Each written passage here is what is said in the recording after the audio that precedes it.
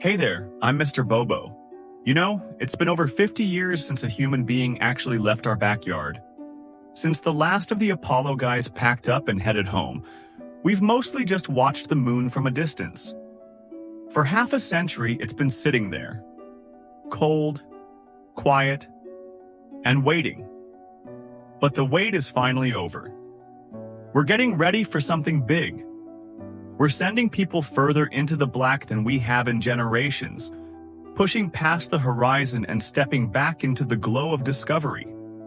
This is Artemis II. Remember when Apollo 11 landed and the whole world felt a little smaller, a little more connected? We looked up at that silver light and finally saw ourselves standing there. But then we just stopped. The rockets were mothballed, the dust settled, and for decades the moon became a once-upon-a-time story we told our kids. It felt like a closed chapter. But now, we're finally going back with Artemis. This isn't just a quick trip to plant a flag and leave. It's about building a home and making sure those footprints never end. We're reclaiming the moon and using it as a stepping stone for the long road to Mars. At the heart of all this is Artemis II, a mission that honestly feels like it's been a lifetime in the making. The goal is simple, but incredibly bold.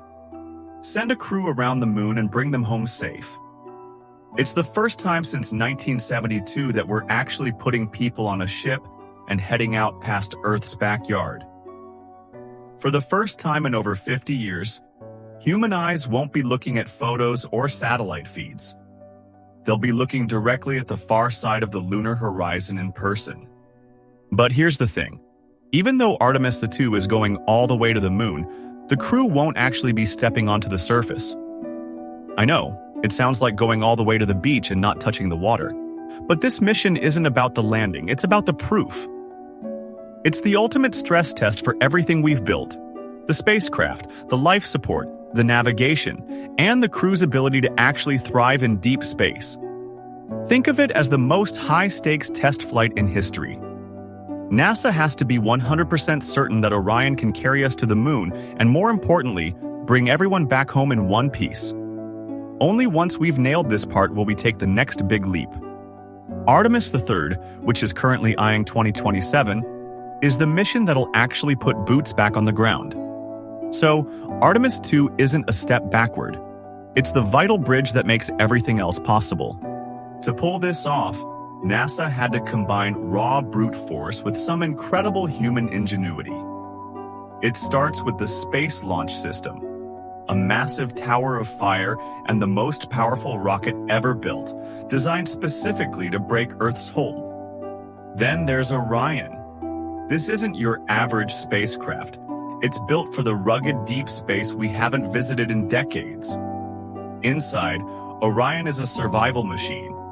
It's packed with life support to keep the crew breathing in the vacuum and heavy shielding to block the sun's radiation. It has to be perfect because once they leave our backyard, there's no quick way home. Out there, they're truly on their own. Inside Orion, 4 souls carry the dreams of billions. And these are Commander Reed Wiseman. Pilot Victor Glover. He became the first black man ever to travel beyond low Earth orbit and fly around the moon. Christina Koch, a NASA astronaut and mission specialist on Artemis II, will become the first woman to travel to the vicinity of the moon. And Jeremy Hansen, who is an astronaut from the Canadian Space Agency and a mission specialist on Artemis II. Jeremy is the first Canadian and first non-American astronaut assigned to a lunar mission. Now, this is not just one nation's mission, it's a step forward for all of us. This new chapter began at Kennedy Space Center. From there, the rocket ignited, a tower of fire pushing humanity beyond Earth. They reached orbit within a minute, but they wouldn't remain there. Artemis II was built to go farther, toward the moon. The spacecraft performed a second engine burn, precise, powerful, and irreversible. This was the moment they left Earth behind. From them on, there was no quick return, only one path: forward. As Earth pulls away, fading into a tiny, fragile speck, the crew slips into the deep silence of the void. Out here, distance isn't just a number, it's a physical weight. Inside Orion, the hum of the ship is the only heartbeat they have. Every breath is a gift, every signal is a lifeline, and every second is a quiet battle to stay whole in the vast, lonely dark. A few days in, the moon really starts to take over the view. It's a surreal moment where it stops being that familiar light in the sky and becomes a massive, physical world right in front of them. The crew is about to swing around to the far side, the part of the moon no one on Earth can ever see directly. For the first time in over 50 years, human eyes will trace that horizon again. Not through images or remote cameras, but up close, in person, through the glass. On April 6, 2026, the crew hits a milestone that's hard to even wrap your head around: 248,655 miles from home. That is further into the wild blackness than any human being has ever stepped in history. From out there, Earth stops feeling like this massive, invincible world we know. It shrinks down until it's just a tiny, fragile speck of light, a little blue marble hanging alone in the dark. As they swing behind the moon, the world back home just disappears. The radio goes dead, the screens go quiet, and for a few intense minutes, communication is completely cut off. It's just them and the silence. No voices from mission control, no signals from Earth, just the crew, their ship, and the heavy weight of the vast, breathing unknown. Once the flyby is done, they don't just point the ship and floor it. They let gravity do the heavy lifting. It's like catching a cosmic tide, a carefully mapped out path that uses the natural pull of the moon and Earth to guide them back. Of course, it's not all passive. The crew makes tiny, razor-sharp adjustments along the way to stay on course. But for the most part, they're riding the invisible currents of space itself, all the way home. Then comes the part that keeps everyone at mission control holding their breath: re-entry.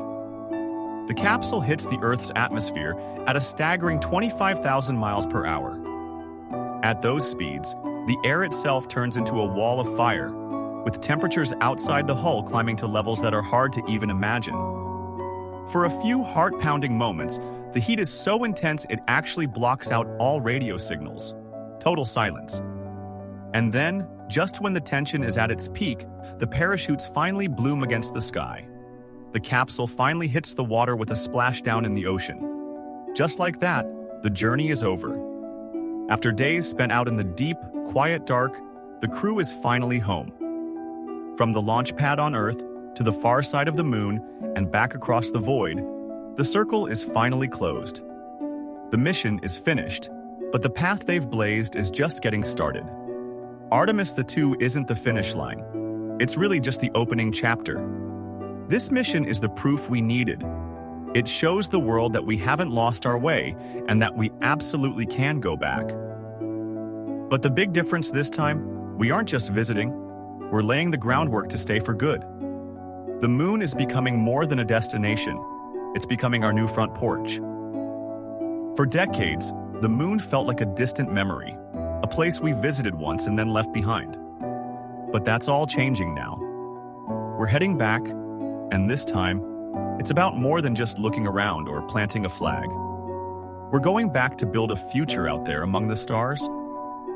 Artemis II is that first brave step, the moment we prove that the path to the moon is open once again. This is Mr. Bobo. And just remember, sometimes the greatest journeys don't start by going somewhere new, but by finally finding our way back. If you enjoyed this look at Artemis II, please like the video, share it with your fellow space nerds, and hit that subscribe button. I'd love to hear your thoughts in the comments. Do you think we're ready to stay on the moon for good? Let's talk about it. I'll see you in the next one.